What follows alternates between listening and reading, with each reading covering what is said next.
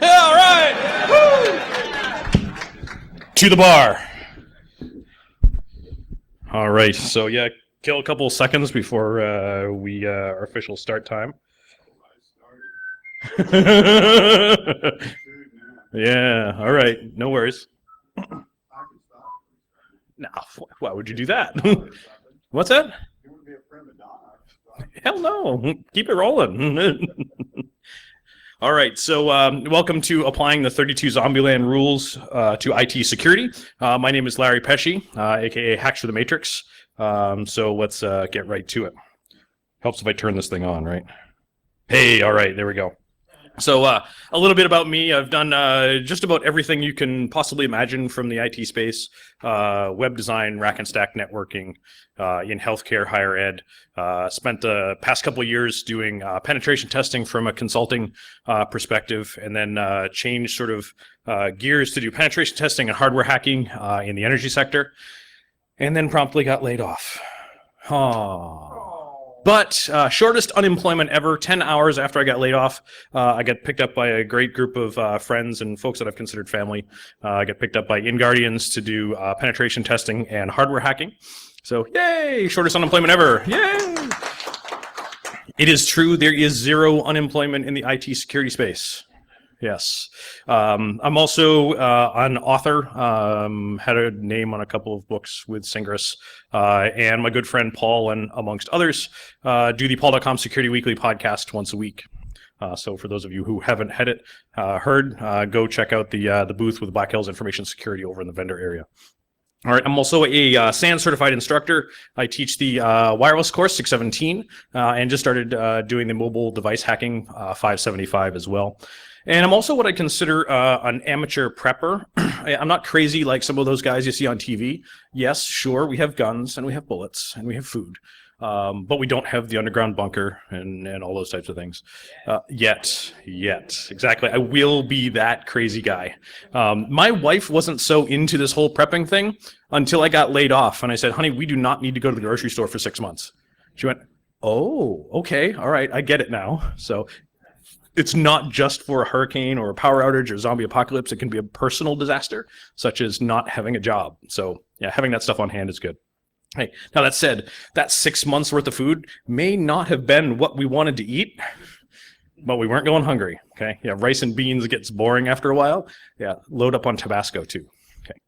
All right. So this whole zombie apocalypse and prepping thing is definitely a family affair. Mommy was not too happy about one of these pictures. You can guess which one. Okay, it's not the bacon one. Actually, my wife was the one taking the picture of the 3-month-old with the bacon. She was not the one taking the picture of the 5-year-old with the axe. Yes. So the vehicle on the right is the first zombie defense vehicle, as my daughter calls it. That used to be Deviant Ollam's 2000 GMC Yukon, which I drove back from Philly, and about a month later blew the motor on. Yeah, 200,000 plus miles on the engine, and it was going to cost me more to fix it than the vehicle was worth. So we picked up a 2000 Jeep Grand Cherokee, 4-inch lift, and all sorts of fun radio antennas and loads of fun. And it's definitely a family affair. The 5-year-old loves to go work on the zombie defense vehicle with daddy, and I love to have her work on it with me because she can fit under the dashboard and small hands. Okay. All right, so a little bit about this presentation. It is not terribly technical, but I'm going to have lots of fun. I don't know about you folks, but I'm certainly going to have lots of fun. Unfortunately, this is sort of what happens when you change jobs 3 times in a year. Two of those changes were not of my own choice. One got laid off unexpectedly. The other one, we had 3 months notice we were going to get laid off. So this is what happens. You spend your time spending a lot of time trying to find a job, resume, interviews, and then in that whole process, we had a child, and your time goes away pretty quickly when you have 2 kids and one that is like an infant. So I got in a day early to DerbyCon. I misread an email, so I got here a full day early. Whoops, Wednesday is not Thursday. And it was the first full night's sleep I had in almost 4 months. So, woohoo! I went to bed early. Yeah, get off my lawn. All right. All right, so accidents. exactly. So I got stuck on a couple of these rules, and this is my sort of perspective on applying the 32 Zombieland rules to IT security. I'd love to hear your feedback. If you say, Larry, that rule is crap, this is better. Absolutely, I'd love to hear it. Credit where credit is due. I gave this presentation at Sands Vegas last week, and actually had some great feedback and updated the slides for 2 of those, and I thought they were great suggestions. So it's a sort of open, living, fun document, and would love to have feedback from you as well. Okay, so the other one too, I know a shop when I see it. Okay, so scene from the movie, Woody Harrelson in the grocery store beating zombies with a banjo. Yeah, it has a picture of Twinkies on the shelf that you go too far and focus on the end goal that you actually miss the roses along the way. And allegedly there was the box of Twinkies in the grocery store. No, there wasn't. Okay, we'll see that picture again. Okay, so why this whole Zombieland theme? Well, one, I love zombies, but I hate horror movies.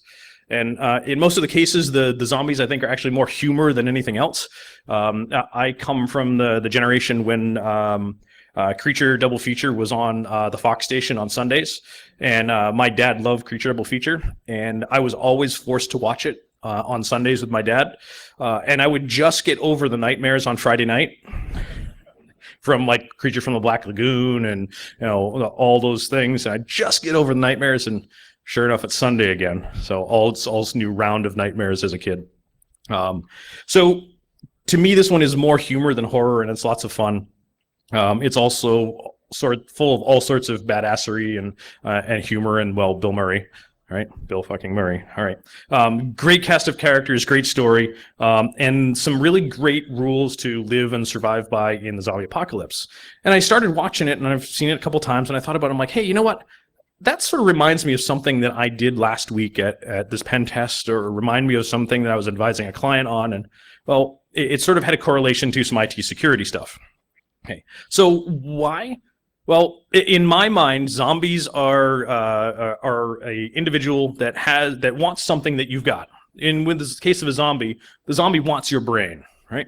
But when we start thinking about that from the prepper perspective, that it may not be a zombie, but it's somebody that has something that you want. You've got food, you've got ammunition, you've got shelter, you've got water. So that's somebody that's trying to take that from you. Okay? And when I think about this from the IT security perspective, you all have some network, and there's something on that network that some adversary wants, whether it be credit card numbers, PHI, human resources information. Ultimately, preaching to the choir, it comes down to CPU, bandwidth, and disk space. You've got something they want, brains, right? So the attacker, the adversary, is the zombie, and you've got something they want. Okay. So I promised you 32 rules. So to quote the movie, it's now time to nut up or shut up. Okay. So let's take a look at some of those rules. As we saw from the initial start of the movie, rule number 1 is cardio. So when we start going through these rules, they only make mention of a couple of the rules in the movie. A couple of them come from promotional material, and some of them are made up by fans. So I denote which ones are which as we go through the presentation based on the research. Thank God for the internet. Okay, and thank God for the fan base and all that stuff. When I did all of the research, I did the presentation title and the 32 rules of Zombieland. Turns out there's 33 rules, so you get a bonus one. Okay. All right, so number 1, cardio. Why do you call me now? Stop. Okay. All right. So cardio, exercise, stay in shape, be able to run from zombies. And I see this as, well, there's a great opportunity in the IT security for us to become generalists and do everything. But there's just no way we can know everything. So picking some specialties and using that specialty over and over again starts building that muscle memory. You remember what you need to do, and we start remembering the things that we need to do for our job. So that's working our brain out for those same repetitive type of tasks, and it becomes second nature. Okay. All right, number 2, the double tap. So shoot the zombies twice for good measure. Don't be stingy with your bullets, or you're going to become a human Happy Meal. Okay. So my thoughts on this is, well, if you're going to do it twice, 2 layers of protection. Okay. We've got all sorts of technology that we deploy in the environment to help with security, whether they be application firewalls, NAC, the list goes on. The problem is that it really comes down to sort of the last mile. It's the human that is the problem. So provide the training to the human. So do the technology, but also think about the human and start doing that education there as well. Number 3, beware of bathrooms. They catch you with your pants down, right? Okay, so they're everywhere, even in that little stall while you've got your pants down and no way out. I see this as moving from sort of an external to an internal type pen test, because you're in that little box on your internal pen test with your pants down. Because in 2.5, almost 3 years of doing pen test consulting full time, we find that folks do a really good job of protecting their environments externally from the internet threat. But internally, it's wide open. You've got that small box, and you're there with your pants down when you finally get in. So protect your internal network just like you would from the internet. Do segmentation, firewalls, default deny rules, all the same things that you do from the internet-facing stuff between segments in your network. Okay. Number 4, seatbelts. So seatbelts can save your life, but we can apply multiple layers to saving your life in automobiles, such as airbags and then potentially sort of offensive and defensive driving techniques. I liken this to picking an audit standard to start with for a seatbelt and then making friends with your auditor. Why? I loved my IT auditor when I spent 12.5 years in healthcare, because I had a hard time often convincing management to give me money or be able to develop programs, give me the time to do so. But this third party, independent of everything that we were doing, comes in and says, hey, we want to do an audit. I'm like, great, because I'm going to tell you all the things that are wrong. And then what do? Yeah. They put that in their recommendations, and then the recommendations comes from that third party and go, hey, I told you so. And look, the auditor even said so. Okay? And then they give me time and money to implement those programs. So make friends with your auditors. Okay. Number 5, no attachments. This was one of the things that I actually dealt with quite a bit in healthcare. We had a 0 tolerance policy for porn. Yeah, you surf porn at work, you're fired. So we did a lot of inspection for that type of stuff, tried to catch folks surfing for porn. It was a serious business. And there were many times that we made friends with folks in that organization. And guess what? A week later, you're busting them for surfing for porn. And that's sort of where that no attachments come from. This job is going to be difficult, and start approaching some of those relationships lightly. Okay. Number 6, the skillet. And I'm going to actually move kind of fast because we've got 32 rules in an hour. So that's like, what, 30 seconds or about 2 minutes per rule, if that. So yeah, I can't do math. So yeah. All right, so number 6, the skillet from promotional material. Sometimes weapons are close at hand. This comes from a story from the promotional material in which an older couple was stuck in their mobile home, and they were out of ammo, and the zombies were still coming. So they turned to the next available thing that they had that even remotely resembled a weapon, which was a cast iron frying pan. And they allegedly survived because they took out the zombies with a frying pan. And I see this as sort of being, leverage a tool that you already use for something else, maybe 90 degrees off center, and leverage the results from those tools for something else. So one of the things that we talk about in the SANS wireless class is a tool called Jizz Kismet for doing mapping from war driving for wireless access points, and then leveraging Google Earth and to be able to map those on the map. Well, it all gets logged to a SQLite 3 database, and you can use SQL statements against that same database to gather information about the status of wireless networks, authentication types, counts, you name it. So I use the same tool for reporting as well. Number 7, travel light. From the movie, be ready to move. Take absolutely the absolute minimum. Use what you need what you use. So I'd like this to the keep it simple, stupid methodology. And sometimes overthinking a problem, can really lead you down potentially the wrong path. Prime example, we did some assessment work in an energy sector. I talked about this as part of my DEF CON fail panel portion. And I was able to acquire an SD card image from a device. And instead of going for a full forensics analysis of this image, we didn't do the full forensics. We used Unix strings against the image and found the complete configuration file from disk in clear text. And with that configuration file contained usernames and passwords, so we could get complete control of the device. Yeah, we didn't need to overthink it. Use the simple tools first. Get a kick-ass partner. So see if you can find someone in the industry that or at work that can kick as much butt as you can or more. And talk to folks in the community, like coming to DerbyCon and having Hallway Con and talking to folks and sharing ideas. There are plenty of resources, outside of when we leave con. IRC, Twitter, Facebook. Surprisingly enough, some very active communities on LinkedIn, if you'd like that kind of thing. But so reach out to the community, give something back, and take as much as you need from the community, because quite honestly, a lot of us are here to help.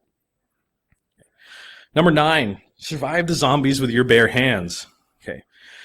So when you don't have any weapons, it's time to move to using your hands, to melee. And I liken this to when you find a problem, whether you're doing pen test assessment, securing something in your environment, there is no tool that exists. Guess what? It's time to write one. Okay. And start small. I can shell script like nobody's business, but I can't program in Python to save my life. Yeah. So go over to the books over in the vendor area and go pick up like Python for Kids. Yeah, it's intended for 11-year-olds. Guess what I'm using to teach myself Python with? Because guess what some very small children are going to use in a couple of years? That same book. And I've already gone through it. So yeah, hopefully Daddy has some ideas to help at that point. So start small. Start with a shell script. Start the batch file to leverage some of those issues, and then pick a language of choice, whether it be Python, Ruby, Lua, you name it. Find something that works for you. Okay. Number 10, don't swing low. Okay, so with a zombie, we know where the killing shot is because we've seen lots of movies and comic books and TV shows. You got to aim for the head, and you have to know where the head is when you're going for that killing shot. No center mass. So taking an approach when going into an incident and knowing who to call when you're in the thick of things and knowing where that target is to get some help is incredibly important. I spent a lot of time in healthcare and education coming up with some incident response plans. And one of the things that was really helpful was having that list as part of the incident response plan of who do I call in the local FBI field office? Who do I call in the local state police computer crimes division when we have a problem? What is the phone number of the vendor that I use for additional hands and feet support if I actually need to go back to sort of a manual process for doing updates or something like that? Have them printed out and have them knowing where they are then, as opposed to trying to find them later. Okay. Number 11, this is one that I updated from last week. So use your foot. So if your hands are occupied, you still have plenty of weapons left on your body. You can still, bite zombies, but that's probably not a good idea. So use your feet, because you can start to stamp out a problem with your feet as well. And I saw this as great. We've got one layer defense. So why not use another? We've done things like firewalls, antivirus, host hardening. Let's now leverage something like application whitelisting on the desktop. You can only run these executables and these executables only. Now, this isn't going to work for every environment. And quite honestly, it's not going to work every time you use your feet for stamping out zombies. You're going to get bit. So, and application whitelisting is still one of those things that's pretty challenging to implement. So yeah, you're going to try it and you're going to get bit. So. Okay. Number 12, bounty paper towels.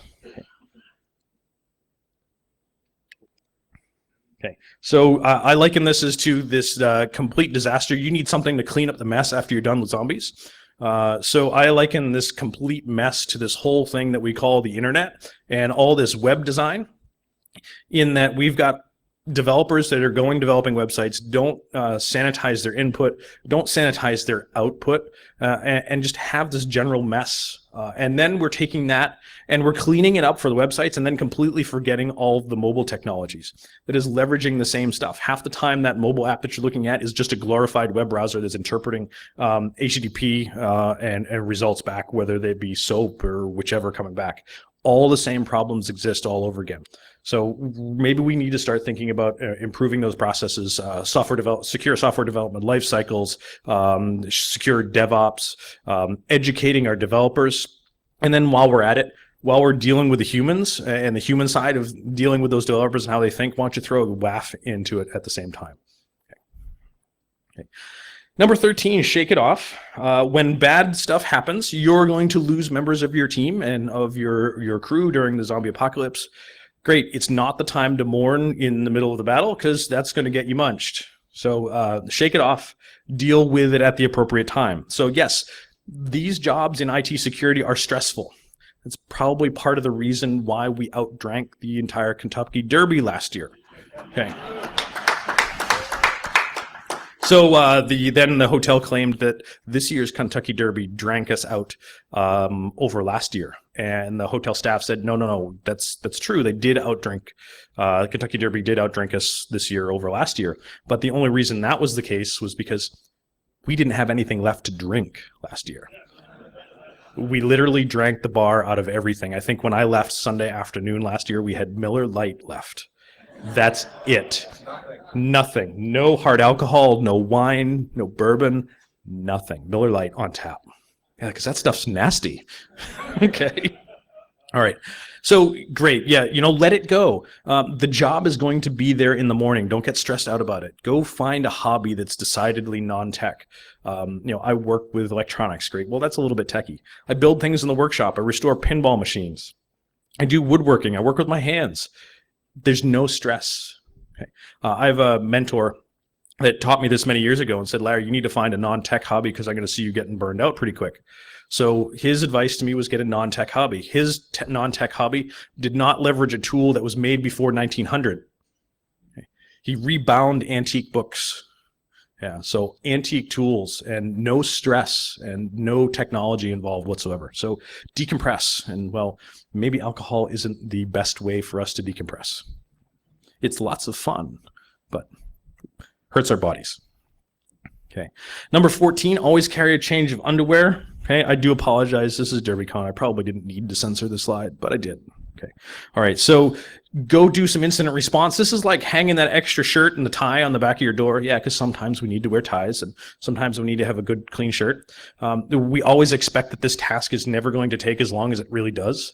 And next thing you know, it's 6 a.m. and we've been in the office all night. So make sure you've got that jump bag in your office, whether you're doing incident response or even just general IT security work, because next thing you know, it's too late and your coworkers are showing up and you smell horrible. Okay. Pack some deodorant, pack a clean shirt and a clean pair of underwear. Okay. Your coworkers will appreciate it. Okay. All right. Number 15, the bowling ball, which was dubbed a alleged perfect solution for the double tap. Great. You use the bullet on the first one. Maybe you do want to conserve them. You do need to be stingy because where are you going to start finding them? Reference number 6, the skillet. Use another tool for the job for that double tap. Smash the zombie in the head with a bowling ball where appropriate. Okay. So I sort of liken this. Great. We've got the right tool for the right job, the bullet, but sometimes there are potentially multiple tools for the right job. And don't sort of sandbox yourself into one method of thinking that you have to make this tool work to do something and it doesn't quite do what I want to. I see lots of folks and even some of my coworkers that, hey, I'm a Linux guy and I don't want to touch OS 10 or I don't want to touch Windows ever. Use the right tool for the right job. Even that means if going outside your comfort zone, use Windows, use OS 10, use Linux, use them all, and use the appropriate tool for the appropriate job. Number 16, opportunity knocks. This was one that sort of struck me when doing incident response plans for healthcare.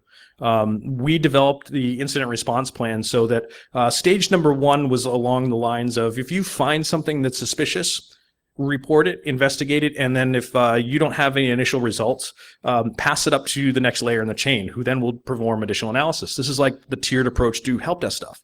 Hey, I got a virus notification on my machine. They call the help desk. The help desk looks at it and goes, oh, yeah, no, this was a false positive. We're good to go. And we'll just let the security group know that it happened.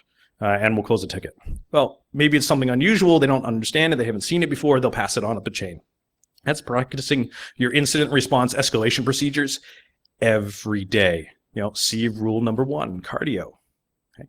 So practice that stuff over and over again. And you may not even realize that you're practicing this stuff. So when it came down to some of the options for us to do tabletop tests for some of our disaster recovery and incident response stuff, we had tested the first 2 stages, 30 times in the last week. So that stuff was like second nature to many of the staff in the IT organization. Number 17. So for those of you who've seen the movie, this actually changes as the movie goes on. It starts out with "Don't be a hero," and then Jesse Eisenberg's love interest gets in trouble, and he decides he's going to be the hero. Okay. I relate this to some patching strategies. So be a hero. patch your stuff that's internet facing and or your internal test systems immediately as soon as the patches are available. Okay, so one, if there's a threat in the wild, patch the stuff that's going to get attacked from the wild. And two, patch those internal test systems to see what breaks. Okay, but don't be a hero. Don't patch everything the moment the patch comes out. I know that may be a little bit unpopular, but patch your test systems. Give it a week to level out, see what happens, see what breaks on those test systems, and see if other users are having problems as well. Okay, number 18, limber up. See rule number 1, cardio. Okay, practice makes perfect. So you guys are going to learn about all sorts of new things here at DerbyCon and these other cons as well. Give the opportunity for yourself to go back to the office, spend an evening sitting on the sofa with your laptop in front of the TV and your significant other or the dog or whichever. And practice some of this stuff. Try it out because you don't want to be trying it on a pen test or in your organization the first time live. I actually had this happen to me a couple months ago. I had never used Mimikatz. And fortunately, I remembered enough of my high school French to be able to figure it out because Mimikatz is written completely in French. And I had the opportunity to use Mimikatz because I could not get my interpreter hash dump to work on this one system. So I had to learn Mimikatz and Google and look at some of Mark's posts. No, it was Tim Tomes's post. I get the two of you confused, which is disturbing. Okay, it's not the hair. You don't have hair, and he does. Okay, so had to learn that on the fly at the customer, and took another 2 hours out of actual activity they could have been doing to learn a tool that I hadn't used before. Okay. Number 19, I see this again, sort of the lessons learned out of incident response. Something goes wrong in your organization. It's not a matter of if it will go wrong, it's when it will go wrong. Great, do the lessons learned, find out what the problem was in the organization, but don't point fingers. It's not the time to say, well, we got compromised because server admin A didn't patch his system like he was supposed to. No, find out why it didn't get patched like it was supposed to. See if you can correct the problem, and don't place blame, because that doesn't get you anywhere. That just gets a whole bunch of people pissed off at you and being unwilling to help. And then they see that you're not pointing fingers, and they say, hey, you know what? They come up to you after and say, hey, I'm sorry I screwed up, but we're going to make this better for next time. So. Number 20, this one I had a little bit of a struggle with, and this one actually sort of worked out pretty good. It's a marathon, not a sprint. Unless it's a sprint, well, then sprint. And I don't know how many times that we've gone into a customer network, we start doing the pre-assessment. Hey, tell me where your crown jewels are. Where does that live?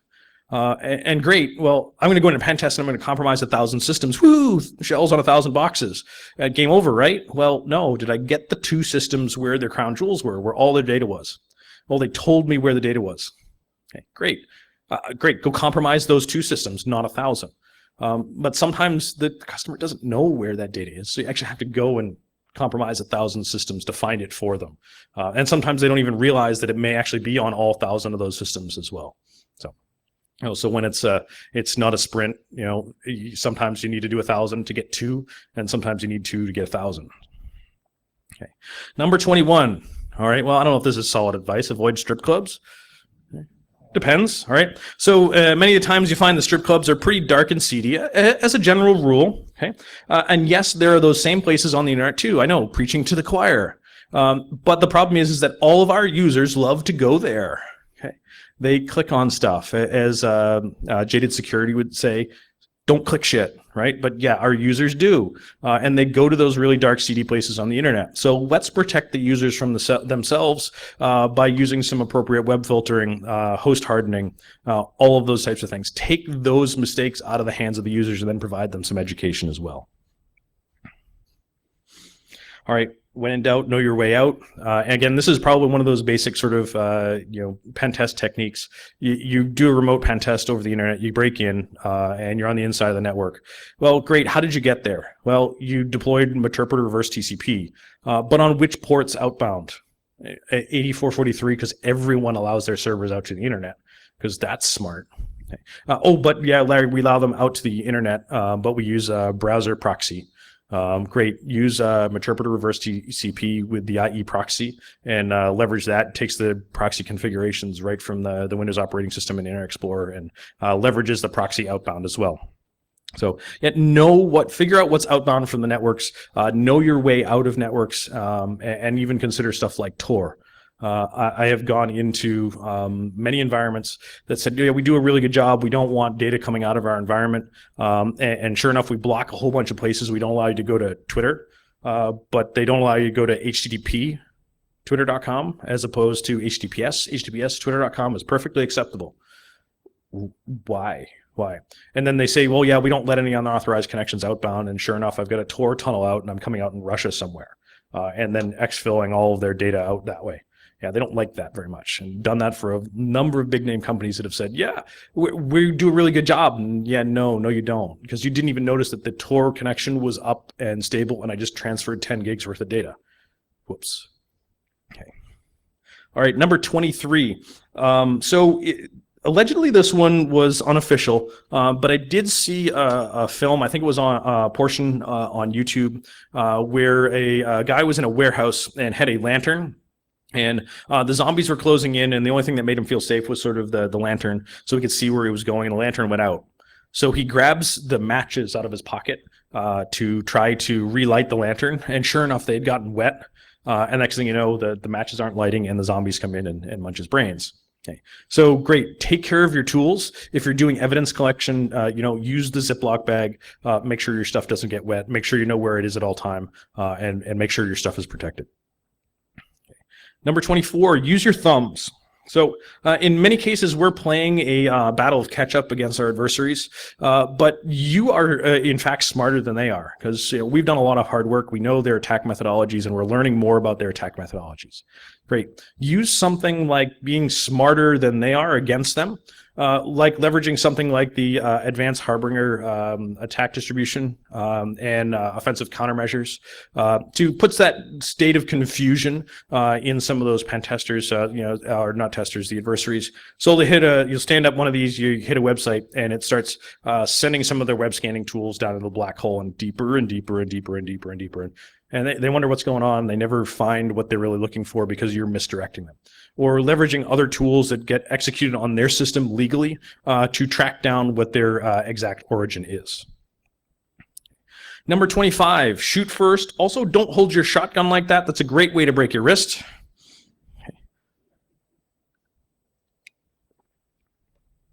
Okay, so shoot first. Run your own internal red team. Convince your organization, get your auditors to say, hey, you guys aren't pen testing your stuff internally. Get the auditors to tell your management that, and then get to run your own internal red team. And you're going to say, Larry, why would we run our own internal red team? We built most of this stuff. Yeah, great. You built most of this stuff. So figure out where the failures are and test those things that you thought you built, and test all those things that you helped develop policies for and see if they actually were implemented appropriately. So this is some of the things that we go into customer environments and they say, great, Larry, we want you to do a black box test. All right, fine, we'll do a black box test.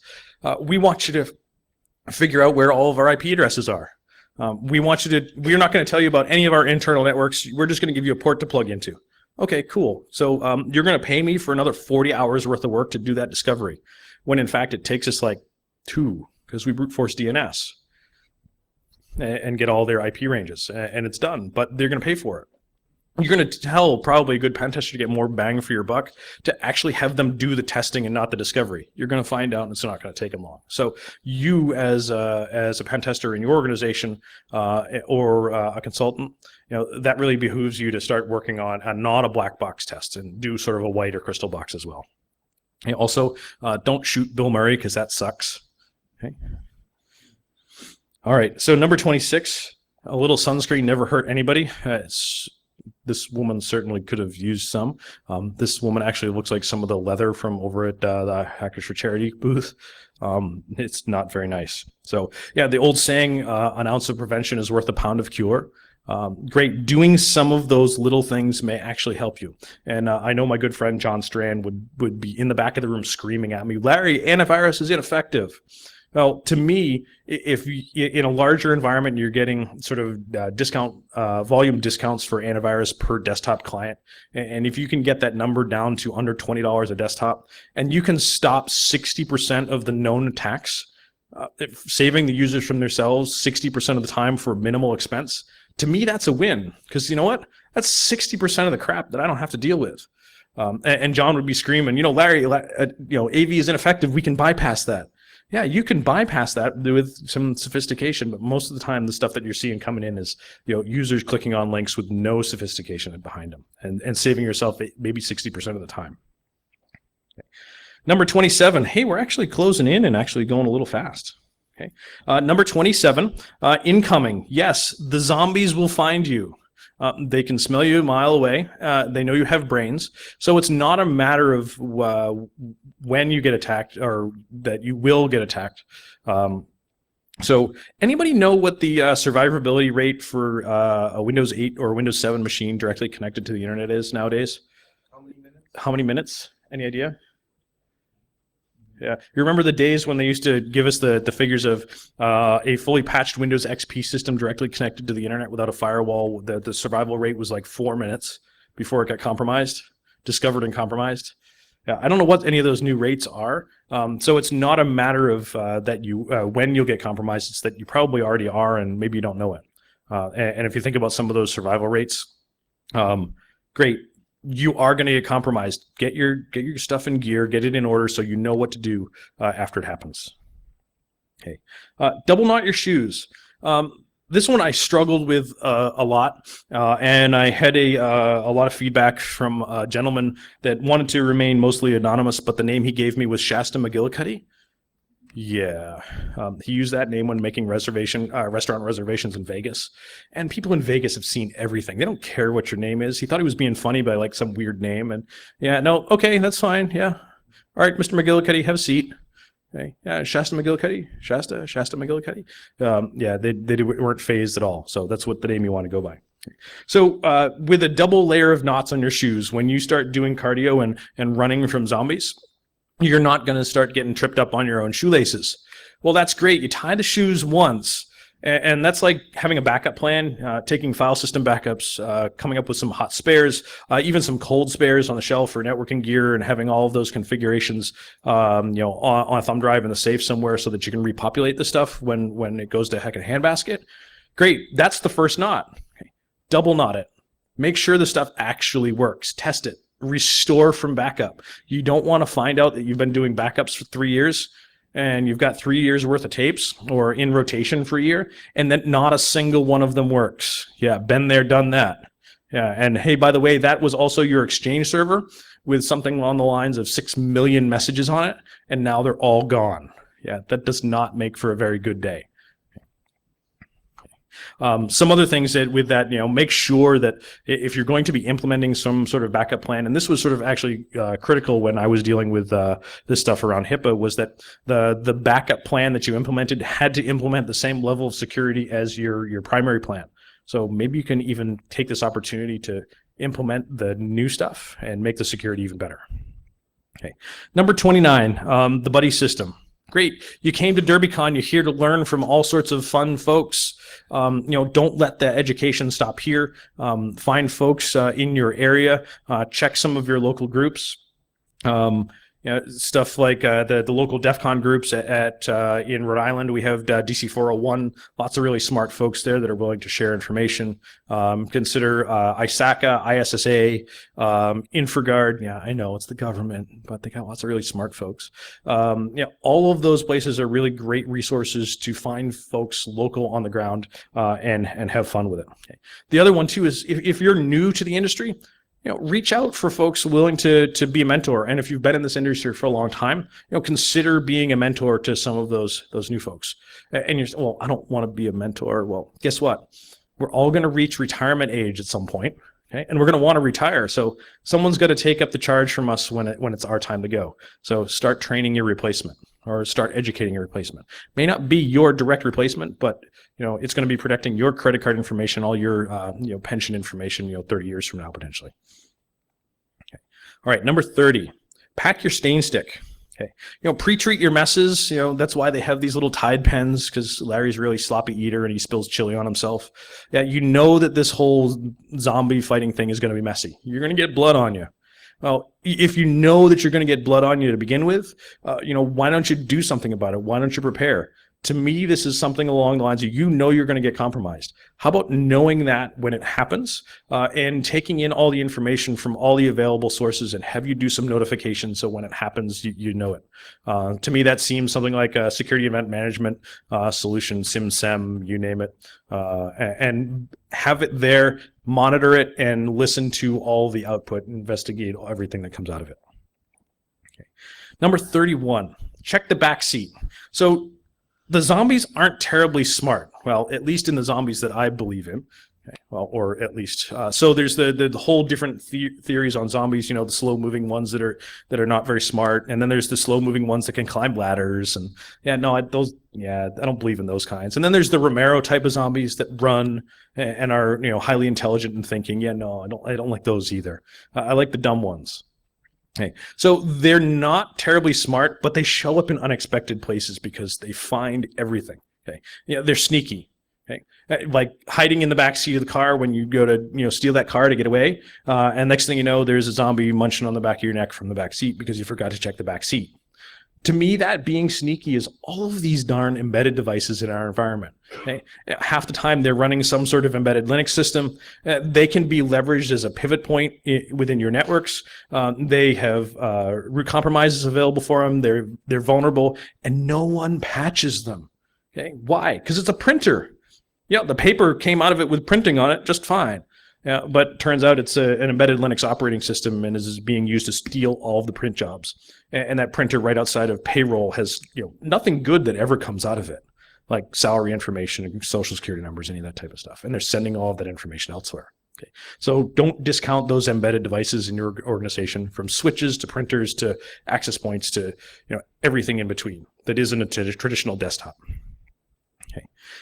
Number 32. So we're closing right in on the end. Number 32, enjoy the little things. So for those of you who have seen the movie, the whole reason that Woody Harrelson is driving all over the place is to find Twinkies, which became very ironic when Hostess Corporation went out of business.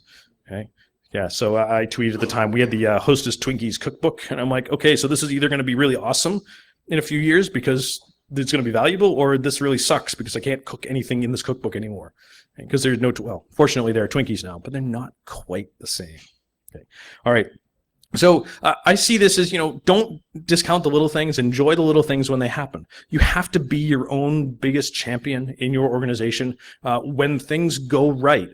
This was one of the things that I felt as one of the things that we didn't do enough in healthcare. Part of the reason why I left, they said, hey, Larry, you're doing a fantastic job. We haven't gotten compromised. We haven't had anything than a minor virus infestation in 5 years.